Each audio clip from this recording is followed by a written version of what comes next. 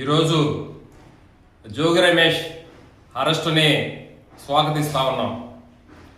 ఎందుకంటే గత ప్రభుత్వం జగన్మోహన్ రెడ్డి ప్రభుత్వం అధికారంలో ఉన్నప్పుడు అనేక కుంభకోణాలు ఈ రాష్ట్రంలో జరిగినాయి. అందులో భాగంగానే ఈ మద్యం కుంభకోణం కూడా, నకిలీ మద్యం కుంభకోణం కూడా తెర మీదకి వచ్చింది.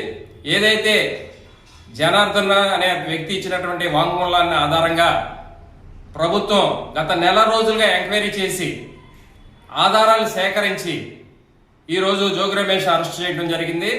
మరి ఖచ్చితంగా తప్పు ఎవరు చేసినా చట్టం ముందు ఎవరైనా తలంచక తప్పదు, అరెస్టులు తప్పవు, కోర్టుకి వెళ్ళటం తప్పదు, జైలుకి వెళ్ళటం తప్పదు, శిక్ష అనుభవించక తప్పదు. అది గుర్తెరగాలి జోగి రమేష్. అంతేగాని ఏదో కూటమి ప్రభుత్వం డైవర్ట్ పాలిటిక్స్ చేస్తున్నాయని చెప్పి నువ్వు, నీ కుటుంబ సభ్యులు, నీ కార్యకర్తలు ఆరోపణ చేసినంత మాత్రాన నీ యొక్క ఆరోపణలనే, నీ యొక్క అవినీతిని ఎవరో కూడా ఆపలేరు. ఖచ్చితంగా ప్రభుత్వం ముందు నువ్వు ఎప్పటికైనా దోషిగా నిలబడాల్సిన అవసరం ఉంది.